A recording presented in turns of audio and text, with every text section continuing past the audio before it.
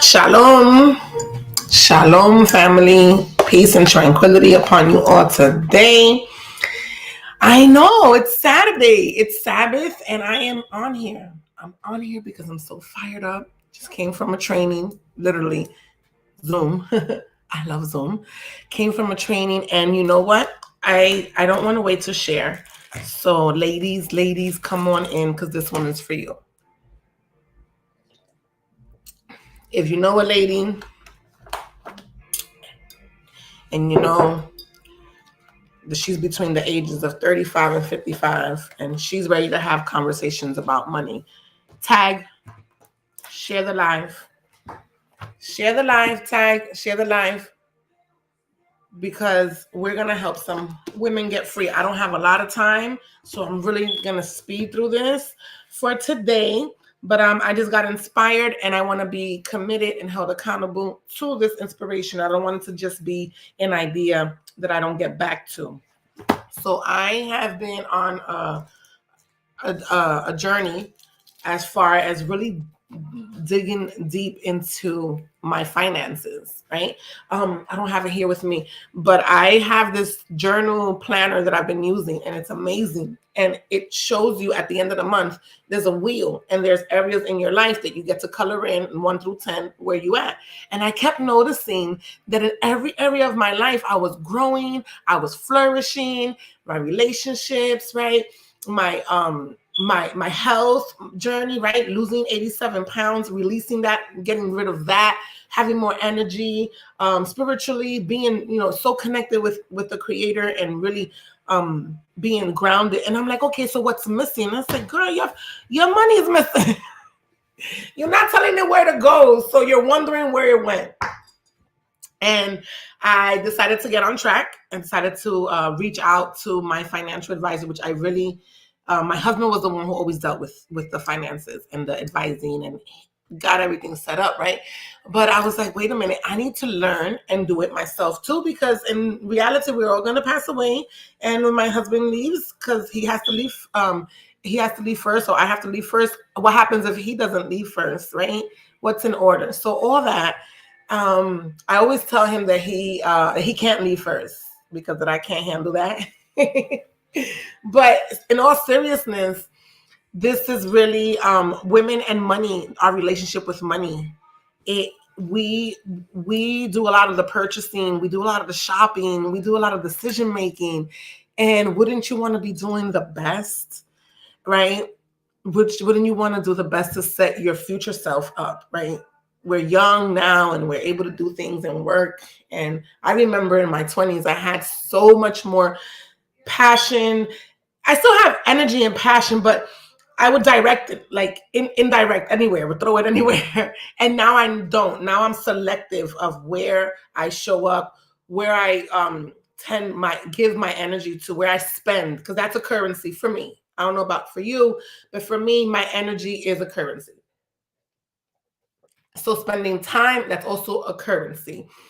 Not everything is money, but our world is revolved around money, and money is a relationship that we deserve to have, like any other relationship, that it be a healthy relationship, right?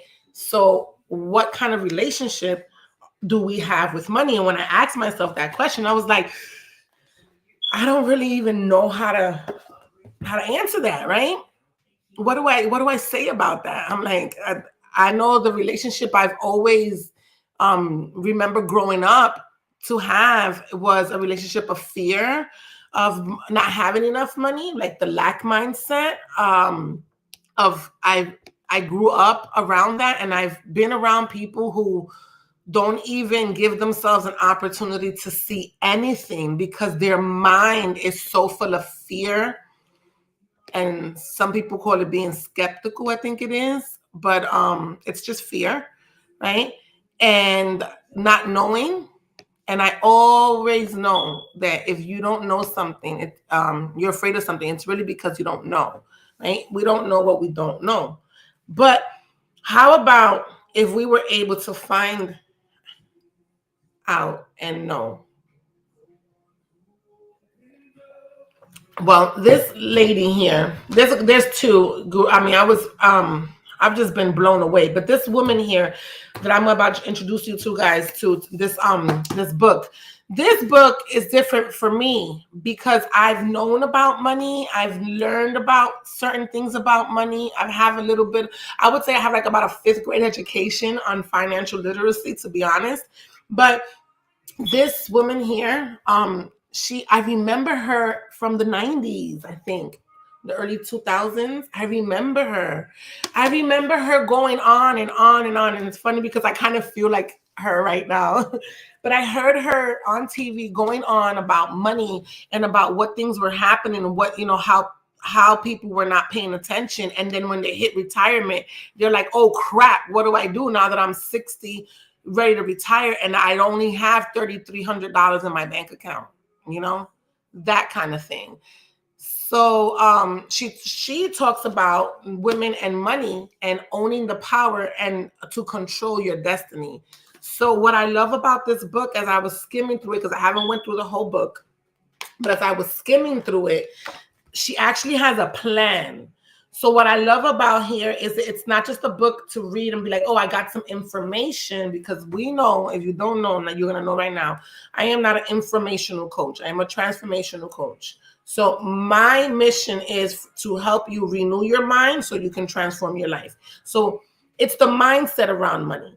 It's the mindset around wealth. It's the mindset around health. It's the mindset around faith that has people stuck in a place where they cannot go to the next level, right? And there's things that you cannot fix until you face. So if you don't face your money issues, you don't face the fact that you do not have things set up in accounts and places and spaces to help your money grow, to make sure that you're okay, and you're walking around life blind, hoping and praying that your employer is going to take care of you, hoping and praying that your 401k is going to be enough. How about knowing? And I dare to say that a lot of that weight, a lot of that stress, a lot of that worry is something that we're carrying over to every area of our lives. We're carrying over the fear, the insecurity. When we think about, oh my gosh, we hear somebody passed away. We hear that we see someone, going on Facebook asking for a GoFundMe because they're having financial difficulties or hard times because of a disease or because of a loved one passing away. Or, pastor said it at church again. Thankfully my church, we don't do that, but we don't have to. But, some church members, churches will have to do a fundraising, right, for that specific person. Or you would have to go to the pastor and say, you know what, I'm sorry, but we're going to have to, ask for some help. And that's what the tithing is for, right? That's what the church is for. But how about if we didn't have to put that burden on our community, on our congregation, right? And we had things set up in alignment, and we knew that we knew, not that we thought that we knew. And that's what I'm going to be able to help you figure out, because as I am figuring this out and I'm learning every single day, I am blown away how this system is so rigged. And it's just rigged to win. It really is. But we can't even play. We can't win, let alone how do we even play the money game if we have no clue on the rules? We don't know why. Like, I remember playing Monopoly with my dad and my stepdad, and dominoes with my stepdad, and I didn't like playing with him because he always won. Yes, and we would stay. I remember one time we stood up to like 2 a.m, and then it just was me and my dad at the end, because I wanted to learn how he beat me in Monopoly, because he had a strategy that he would use. And the first thing my dad would do was he would buy the cheapest stuff on the block, and then he would put hotels on it, right? And he would always just win. At the end, he would actually take other people who had the big properties. He would take them from them because they couldn't afford to pay him on his little properties. So also with playing dominoes, my father would calculate. My mother used to always tell me, don't go play with him. Don't. Because if he had a bottle of gin in his hand and he loved numbers, my stepfather, he loves numbers. And he would sit there, and as soon as you would put one down, and it would be like, that's it. He knew what you had in your hand by what you put down, because he would calculate, do the math on the table. And I'm thinking that I'm doing my best. I'm doing my best. My best was never good enough. Don't you feel that way? That you're trying your best in life, at work, at saving, at financially securing you and your family by not doing the mistakes that our ancestors or our parents did. I don't know about you, but I grew up in a household when things got cut off, we used somebody else's social security number to get things put back on. I mean, I don't know, but I possibly was one of the kids that had maybe cable in her name when she was like maybe 10. I think my little sister had, our parents, they did the best they could with what they knew. And just because we are not going to commit the same mistakes, just because we know better, so we're doing better, we still have a responsibility to learn more. To learn how I'm tired of hearing that question. Why is it that the rich stay rich and the poor stay poor? Aren't you tired of hearing that question?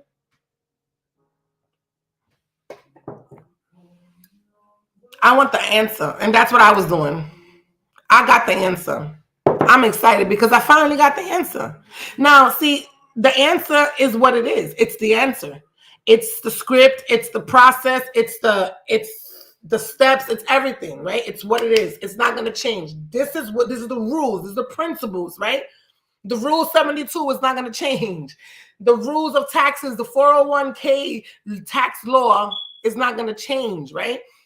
But the understanding that you'll have of how to play and how to participate, even because most of us, we're not even participating in the game.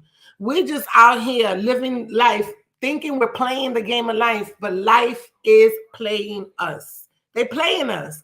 They're playing us when they come to us and they lie, flat, bold-faced lie, and give us a piece of paper and tell us to sign this in HR because as employees, we are going to get life insurance and that our families are going to be set. That's a bold-faced lie from the pit of hell. And we are just like signing our life away. And then I'm good. My job got me. You didn't even read the paper.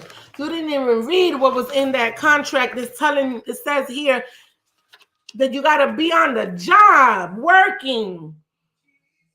Wait, so that means if you get sick and you go home and you die, your family don't get nothing? That's what that means.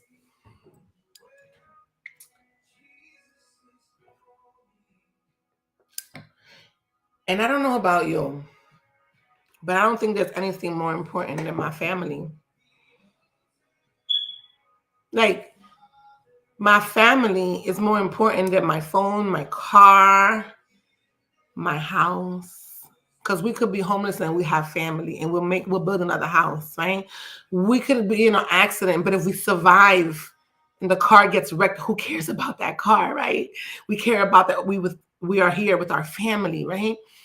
If our phone, breaks and we're in the middle of a family get together, we're still going to be with family and we're worried about the phone later, or we'll probably take a walk to the mall with our family, right? But family, what happens when you're not around to your family? What happens? What happens? I don't even want to think about that. Emotionally, we already know that can't be replaced. It can't, right? But for the job to say that they're going to help you and pay, and then for you to find out that you don't have that coverage, we can't rely on other people to cover our backs. We have to cover our own backs. And we have to also be mindful of what's going on. So us as women, we have a lot on our plate. Us as women, we are the nurturers and caretakers, and this is our responsibility.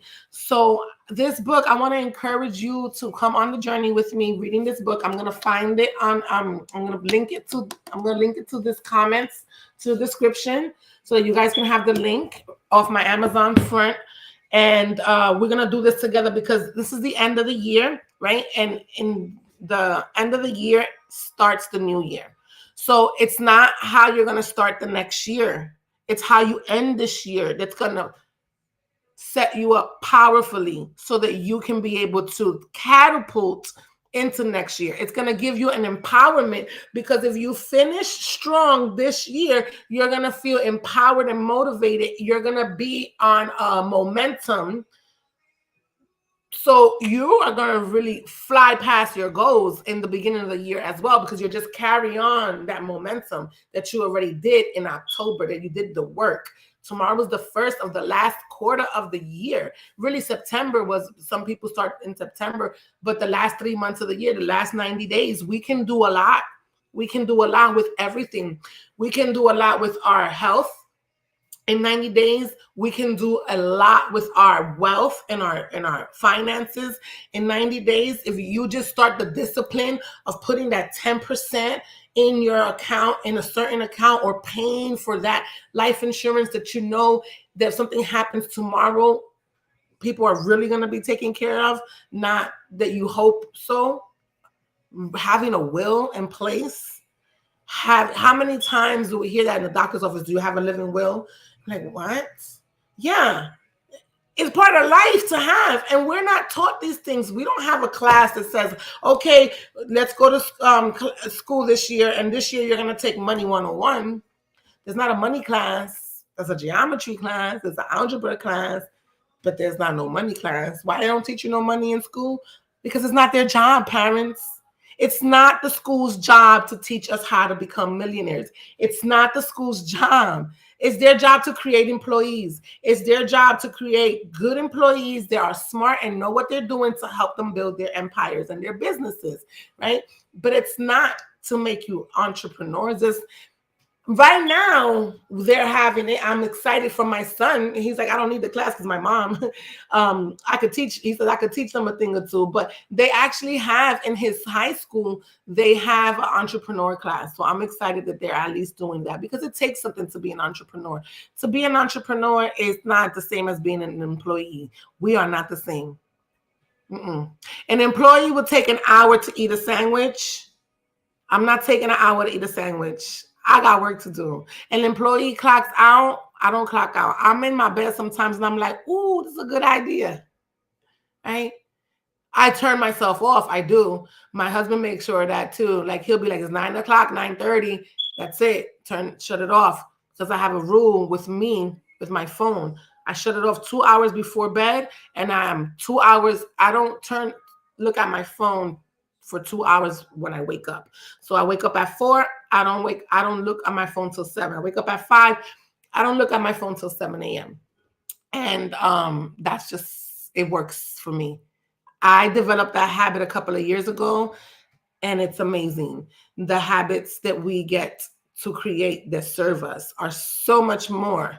And as women, there's a lot of habits that we create that are not serving us, especially in the money spending realm. So real quick, I only have 5 more minutes and I got to get out of here.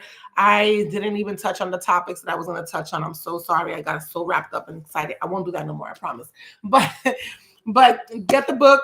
This is the book that we're going to be using. I like this book because she actually helps you go, not only gives information, because remember, we're not about information, we're about transformation. She gives you the steps on how to create the plans and how to actually do this. And what I'm going to do is, as we go through this book too, and you sign up to be part of the course that we're going to go through. It's not a book club. We're going to use the book, but we're going to learn about money and strengthen our relationships about money. So I'm calling out all my women between 34 and 55 who are really prepared to have these kind of conversations, to start setting things in order, like getting your will in order, like getting your Roth IRA in order, like really looking at your debt and stacking your debts so that we can come up with a plan to have you become debt free. So the trainers in the financial firm I work for are doing that for free, and they're training me, and I get to have 10 hours of free training, and I get to choose. They usually charge money to do this, guys.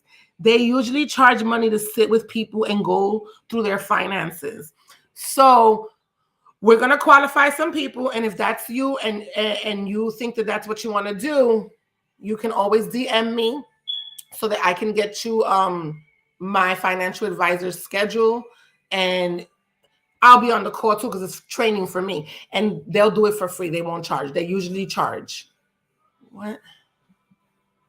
But so yeah, we're gonna get the book. We're gonna read the book. We're gonna go through the book together.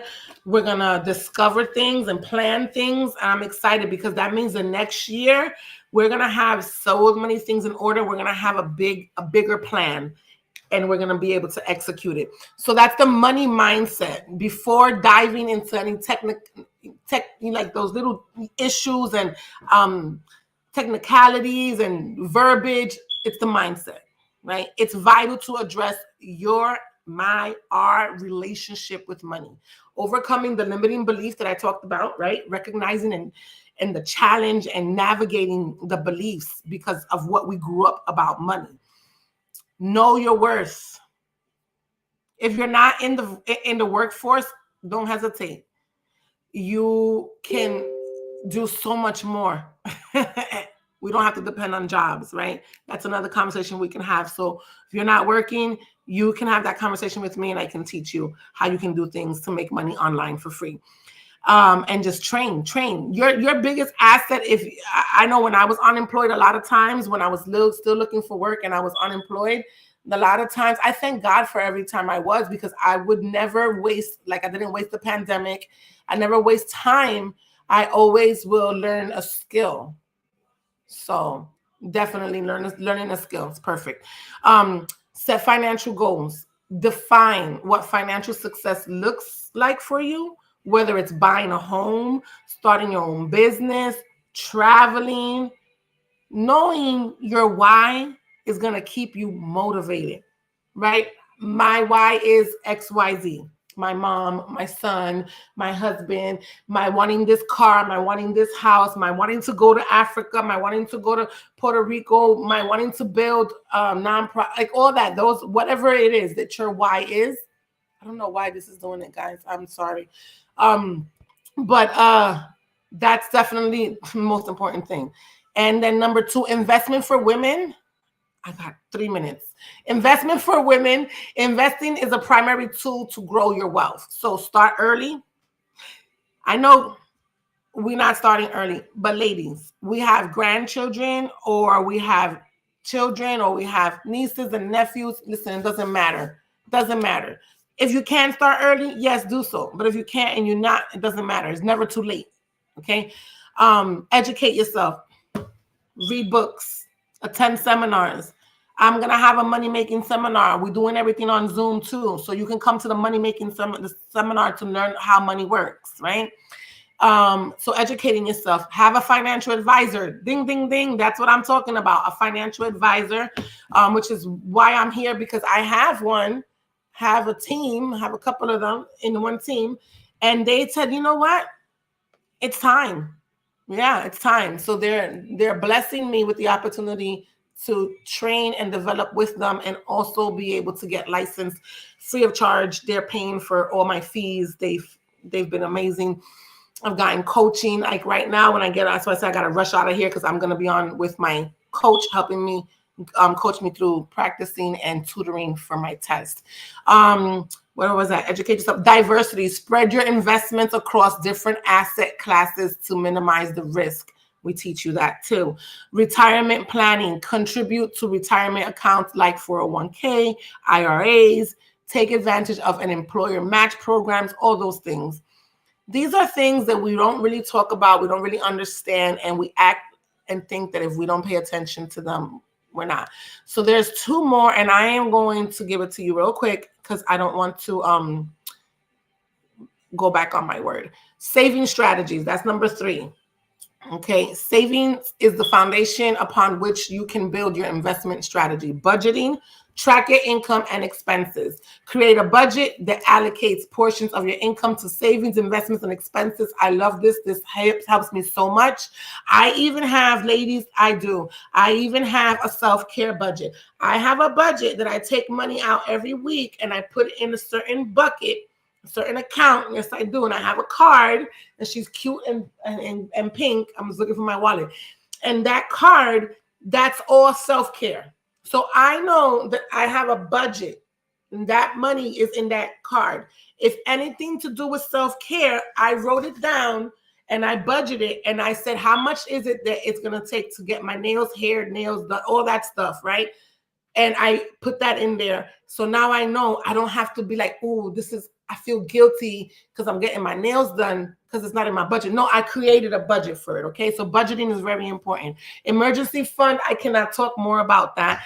Aim to have 3 to 6 months of living expenses set aside, easily accessible in an account, separate. Okay. Not too easily accessible though. We'll talk about that. Automated savings. That's also, I love that one of my accounts, every time I swipe my card, it rounds it up. It puts in a savings. I like that. I automated my savings where a percentage every month comes out of one account and it goes into another, and that money's working for me. This one is good. Cut unnecessary expenses. That happened to me when I looked at my bank account, and my husband looked at it, and he looked at me. He goes, "That's your bank account?" And he wasn't trying to be funny, and it wasn't funny. He said, "I thought that was your food journal," because I do have a food journal, a food diary. And he was like, "That's your bank account?" Why? Because I was going out to eat so often that my bank account looked like a food journal. So not only did that help me with my mindset shift, I got to see why I wasn't losing the weight, because of the sodium and the things that were in the food that I would eat when I would go out. So that's another thing. But yeah, do that. And Kate, the last one, because I really got to go. The last one is financial freedom. Achieving financial freedom means you can make life choices without being overly stressed about the financial. I cannot stand that the first thing when I talk to somebody is, I'm not going to say no names, but I talk to certain people, and the first thing that they say that comes out their mouth is, I don't have no money. I can't. I understand if you don't have it, why does it have to be the first thing that comes out of your mouth? Why can't you just, me and my husband have this thing that we say, love it for 5 minutes, right? Whatever it is, can we just love it for 5 minutes? Can we look at the possibility? Because you know what? Just because I don't have enough money for something, why? Dreaming is free. Creating a possibility is free. And why do I got to just be like, well, I don't have it? Well, how about if I could make it? If I could create it? If I don't know how much it is, I don't know how much I can save. If you may think, oh, it's $5,000, but that's not till 6 months from now. Well, maybe I can make it work. Maybe I can pick up some extra things. But your mind automatically shuts down. That's not good. That's not good. So paying off your debts, focusing on the high interest first, create passive income streams, creating things that are going to help you make money whether you're there or not, and living below your means. I'm not talking about, like you're living really badly, like, oh my gosh, we don't even have, like flushing water. No, but I'm just saying, you don't need to go out to eat every week. That's $40, $50, $60 that every month you could be putting, that's going to be working for you, that's going to double in 8 years. Like, if you could save $10,000 a year, can you imagine in 8 years what you would have at a compound interest? Yeah. And it's not that much money. It's really not, right? And regularly reviewing finances. This is it. Regularly reviewing finances, meaning, look, if Pastor needs to talk about this with time, but I think it's the same with time and money. If you do not allocate where your time is going, if you don't tell your time or your money where to go, you're going to wonder where it went. So if you don't check up on your finances, you start realize, like my husband's on a Temu fix. He's Temuing everything. You know how people were on the Amazon fix? Now he's on a Temu fix. And I'm letting him, because it's $2 or $3 or $4. And you don't realize when you see the bank statement, you're going to be like, I just spent $300 in Temu. Review it. Take the blind off. In this year coming up, this year, right now, starting right now, we are taking off the blindfold. We are facing things that we want to fix, because you cannot fix what you won't face. And I am out of here.